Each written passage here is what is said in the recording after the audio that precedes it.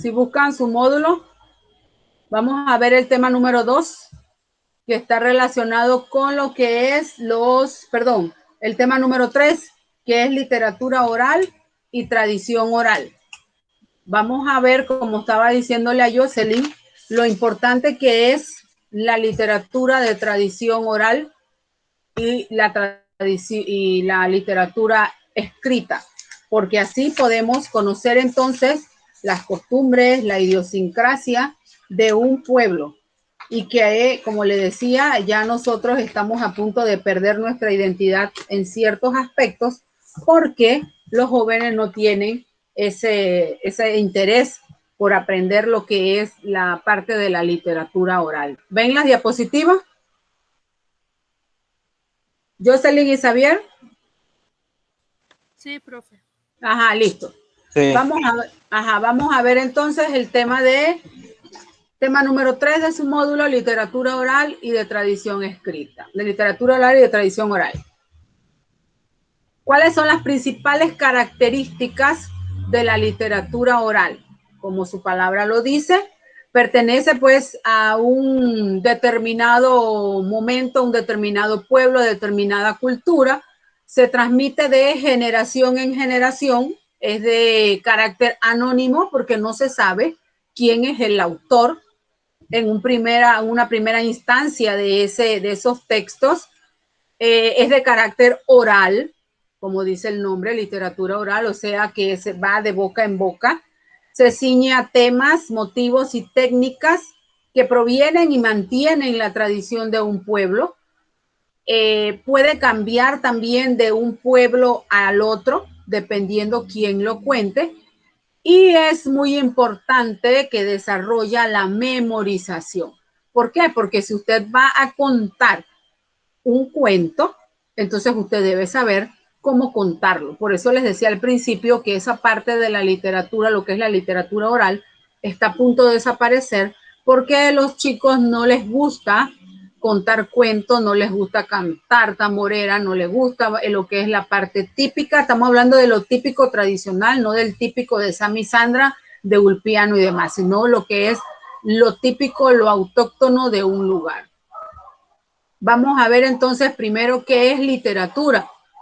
Es un arte, la literatura es un arte que utiliza la palabra tanto oral como escrita para transmitir una serie de producciones que se crean en una nación, en un pueblo, en un lugar determinado, en distintas épocas, tiempos y espacio. Utiliza un lenguaje en algunas ocasiones muy rebuscado o en algunas ocasiones, dependiendo del tipo de texto, un lenguaje coloquial.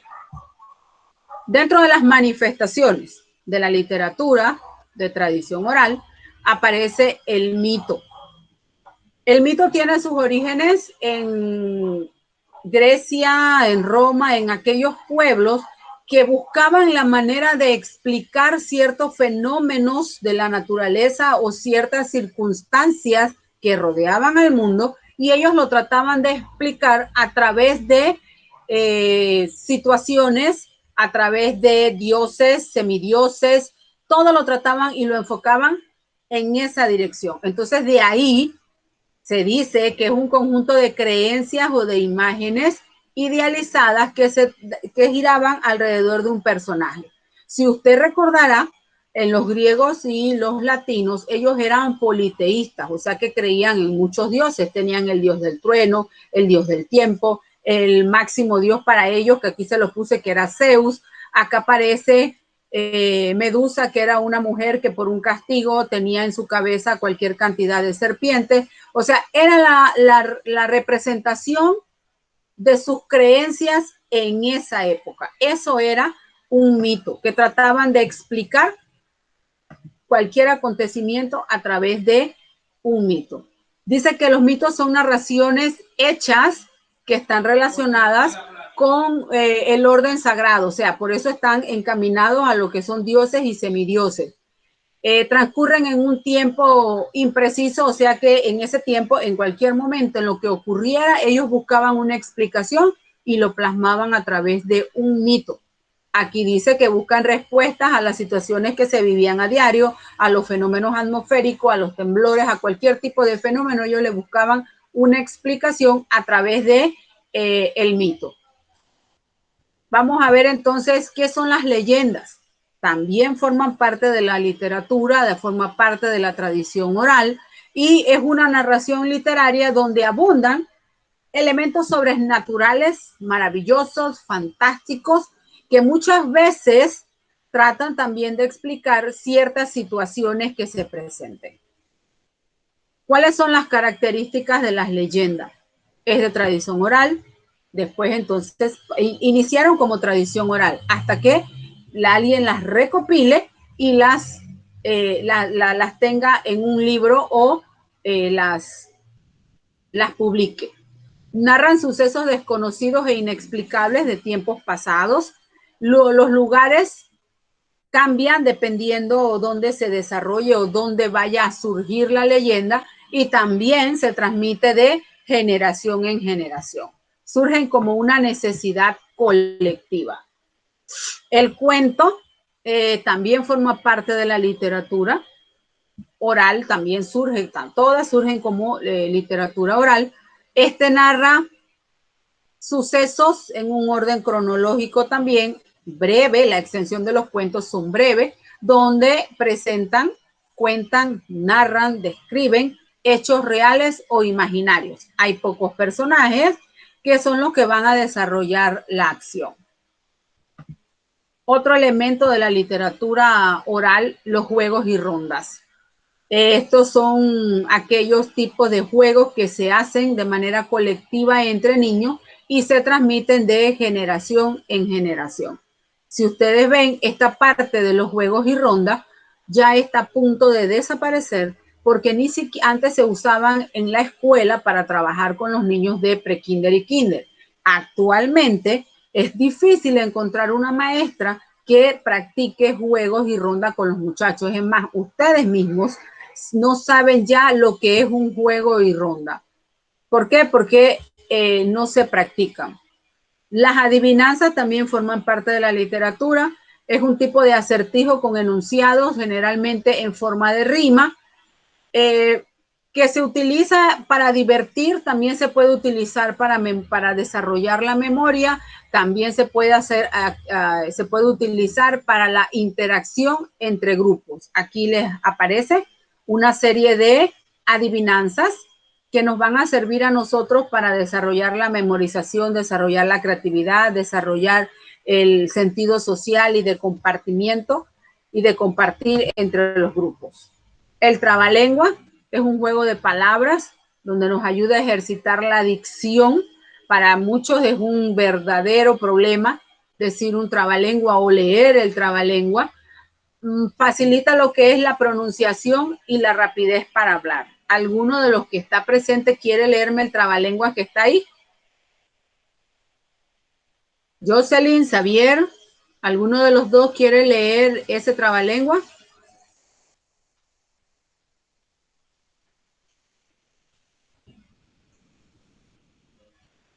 ¿Ninguno? Lo digo yo. A ver, Jocelyn, lee el trabalengua. Pepe pela patatas para una tortilla y para la ensalada. Pepa pela, que pela y se empapa. Ahí está. Se supone que debiéramos, primero el trabalengua nos los debemos aprender de memoria para entonces decirlo. Pero ahí está la característica, que es el juego de palabras, y aquí está entonces la repetición de sílabas o de palabras, que eso es lo que hace el famoso trabalengua. ¿Cuáles son las características del trabalengua? Aquí están palabras idénticas que se repiten, los mismos, si no son las palabras, son conjuntos de palabras o sílabas que van en orden. Las palabras deben rimar, todas van a pertenecer a una misma familia y que las palabras que aparecen, todas esas palabras, pues ya dijimos, pertenecen a la misma familia. Aquí está Pepe, pela, aquí está patatas, para, ensalada. O sea, las sílabas, si no se repiten las palabras completas, es continuamente repetitiva una sílaba o la familia de la palabra. Las décimas, como el nombre le indica, pues es una composición musical, prácticamente podemos decirlo así, donde tienen 10 estrofas, o 10 versos, no son estrofas, 10 versos. La estrofa está compuesta por 10 versos. Generalmente son octosílabos, o sea que tienen 8 sílabas métricas y que tienen una rima específica. Hacer una décima y cantarla todavía es mucho más difícil porque tiene cierta estructura que hay que saberla desarrollar. Por eso les digo que esto está a punto de desaparecer porque eso se cultiva generalmente en provincias centrales y los jóvenes pues no les gusta la décima. Las coplas son composiciones poéticas populares que también utilizan una rima y buscan divertir y entretener. Se basan en lo que es la improvisación y un diálogo y que son agentes fundamentales en lo que es una copla. La tamborera es un género musical cuyo objetivo es identificar cada uno de los sectores geográficos del país, en este caso de Panamá, para fundamentar lo que son las raíces de un pueblo. Aquí aparece pues una imagen que quiere desarrollar o exaltar lo que es la tamborera y lo que son las décimas, porque si usted se da cuenta, aquí hay un instrumento musical, hay un señor tocando y aquí están en la parte de lo que es la improvisación. Para nosotros es de vital importancia mantener lo que son las costumbres y tradiciones de nuestro pueblo, porque como ya les dije anteriormente, corremos el peligro de perder la esencia de nuestras tradiciones y de nuestras culturas. A ver si ustedes recuerdan algún juego y ronda que hayan practicado o que se juegan, porque nosotros en mi época, nosotros jugábamos, hacíamos los juegos en recreo, eran juegos y rondas. Ahora usted no ve un niño practicando un juego y ronda. Siempre se lo dejan al profe de educación física, siempre se lo dejan a la profe de prekinder y kinder, pero es necesario que los estudiantes practiquen los juegos y rondas, no nada más en los grados bajos. Si estuviéramos de manera presencial, cuenten con que la parte práctica, yo no hago ejercicio teórico, sino que cada grupo debía presentar un trabalengua, debía presentar una adivinanza, debía cantar un tamborito, debía practicar un juego y ronda. Eso se hace de manera presencial. Es interesante ver estudiantes que ya están grandes practicando juegos y rondas. A ustedes les da pena, pero es fundamental que los conozcan. Y más para aquellos que en un momento determinado quieran estudiar preescolar o maestro de escuela, necesitan conocer y desarrollar esa habilidad de practicar juegos y rondas, de decir adivinanza, de hacer trabalenguas, de hacerlo no, de poner a los chicos a practicar, porque no solamente vamos a ver la parte teórica y literaria, sino que ya vieron que sirve para desarrollar lo que es la dicción y la memorización. Cosas que actualmente necesitamos desarrollar